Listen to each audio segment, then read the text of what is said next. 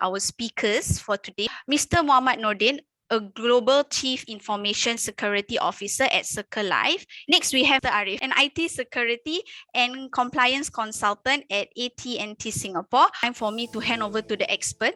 Having over 20 years already in cybersecurity, one of the fundamental skill set which is patience.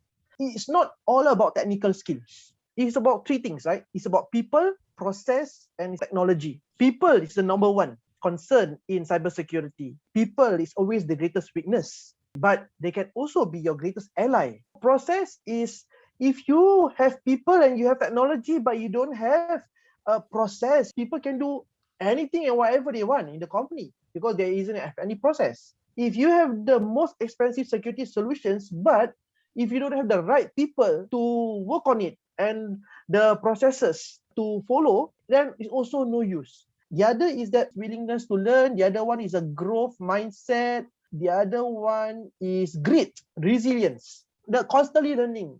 It is very important because technology evolves every single day.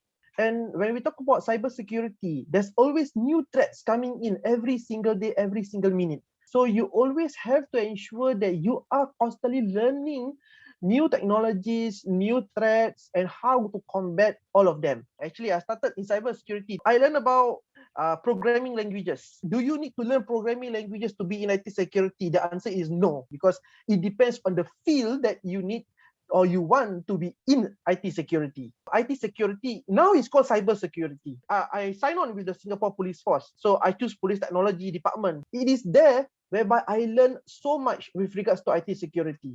I did from security administration to security consulting to security audit. I was just having a diploma, specialist diploma in Infocom security. And then after that, I migrated to a master's in internet security management. Right now, I'm doing my PhD in computer science. There is also the non-traditional route. You just need to be creative and think out of the box. I took up certification. The first certification I took was System Security Certified Practitioner, SSCP, but I failed.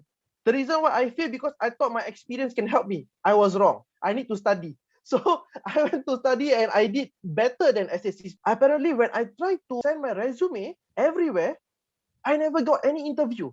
I realized that I need to go out and talk to people, to network.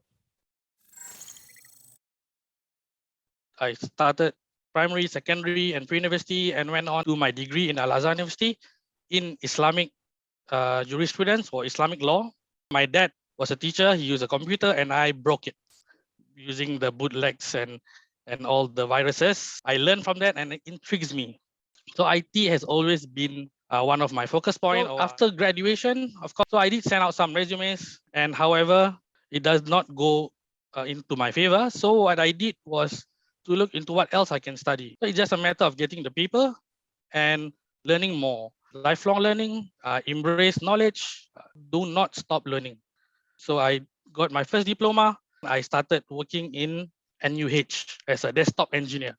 Working while studying, there's a lot of challenges, and eventually I ended up with a degree in computer security. It was very hard to manage both things. I took on a help desk role. Good thing about getting a help desk is you learn everything. After I graduate, I would like to seek a career in cybersecurity, but other opportunities came. Instead of become a cybersecurity engineer, I become a developer. So what I did was create an application for the company. There was a shift in the company infrastructure, and they require an IT security guy. So that's how I started in the cybersecurity world. Always think of the security aspects of it. You can be a network engineer and become a cybersecurity network engineer. How do you add security to the business?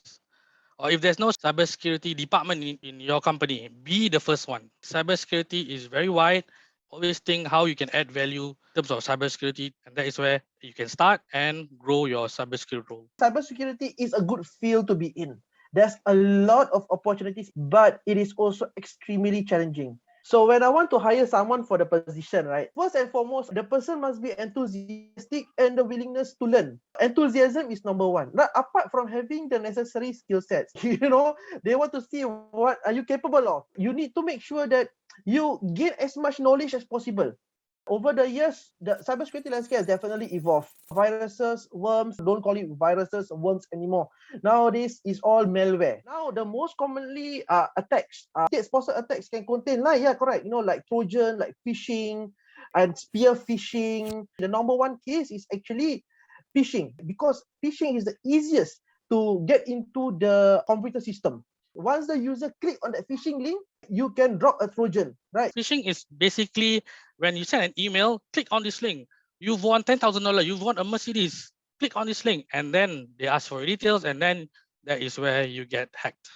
Right now, there's AI enabled. So what do they do instead? They look at the behavior before you even think of stealing a house or entering someone's door. This is a suspicious behavior. I have to block this. So this is the new generation antiviruses and how they tackle antivirus for the years to come, I would say. So these are the topics that you need to know, not everything, just to show you guys how wide the cybersecurity domains are. Maybe I can share from my side. For my day-to-day job, if you look down on the yellow, there's a security operation. So under the security operations, SIEM, which is Security Information and Event Management, there's a vendor, there's a cybersecurity antivirus basically. So I manage the antivirus, how to deploy them, how to find the viruses, how to block the viruses, what's the firewall and everything. And I do investigation as well. So if someone were to do something maliciously, or I suspect that this is not right, for example, you have gaming, if you have torrent, what do? I do investigation and I report it to the higher ups. Maybe on the top orange color, the security architecture. Right now, everything is moving to the cloud. And so now I have to learn new skills, how to protect the cloud. The last one I touch on is governance in the green color. Then I do a little bit of auditing. I do reports, I policies, okay, and processes, okay, and then engage with people to tell them, okay, the light red color, risk assessment, penetration test. There's a lot of ways to go into cybersecurity domains. It's a matter of what are you passionate about. All of the domains, except for HIPAA, focus on everything is here. Because my function, there is a cyber operations function, cyber governance function, and cyber defense function, IT function, right? Corporate IT. All the big domains, these are very in-depth. There's 9 layers of security defenses that you can put in just for physical security. But if you are a new startup, do you need 9 levels of layers of defense?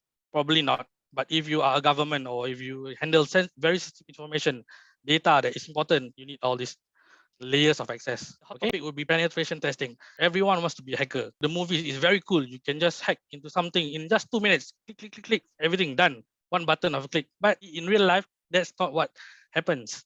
Okay? There's 5 phases. Number 1, you need to recon. You need to get all the information needed to hack something. And then you need to scan what ports are open, HTTP that they have. And then how do you gain access? What exploit you need to use to go inside their systems. If you manage to enter their website or system, you need to maintain access. Sometimes they have a honeypot. Maybe they block it. Any unauthorized access, you've been kicked out. Last is clearing your tracks. One of the questions is about where do I start? What certificate should I take? There's 399 certifications for cybersecurity. If you want to take a formal education, apart from reading, you need to read a lot of books, right, on cyber, right? Attending conferences, seminar with regards to cybersecurity. You can start off with a specialist diploma. The other thing is network. In the blue color, these are the fields you can go in. Whatever roles you have right now, just add on security. Think about security in your line of job. In IT, that is a very wide scope. You need to focus on what you like and proceed from there. Get a basic networking certificate or understanding of what networking is. It's quite important to know how everything is connected internally and externally. To excel in cybersecurity, is it encouraged to remain one security domain? It's good to focus, but you need to expand as well because everything is interconnected. You can't just focus and ignore the rest. If I'm studying a humanities major that unrelated to IT, the question is, what are some transferable skills that would help me get into this field? One good thing that you have with you, your skill set that is actually transferable, is the ability to question. And curiosity is a key aspect in being a cybersecurity professional. And your ability to question, right, will definitely help. And your ability to understand in humanities and the ability to question is very important. So I think that will be your most transferable skill sets. Someone asked if he is like 45 years old, is it too late for him to start this field? Go to Coursera, Coursera. Go to Udemy, Udemy, right? Go to LinkedIn Learning. A lot of courses on cybersecurity. Go and do it. It is never too late. If you have the maturity, right, improve your skill sets, learn, you will have the opportunity to be in the field. There are also schemes by the government that allow mid-career switch. Understand from one of my friends, he's now taking a course in SMU with regards to cybersecurity, and after that, they are going to post him to a bank to do cybersecurity via that route. As much new technologies as possible with regards to cybersecurity. There's cloud security, blockchain security, AI, ML, IoT security. These are the new age security that is coming to play. As much as possible via the courses that you can take. For example, like cloud security, right? It's okay to fail, right? But the most important thing is that you learn as much knowledge as possible. Don't stop learning. Whatever you're learning right now, it may be not enough. Try to go into other domains. Know that when there's an opportunity, be ready. Keep on learning. Get all the necessity requirements, certificates. This motto always hold dear to me, which is always finish what you start. Else you are neither here or nor there. If you start something, finish it off.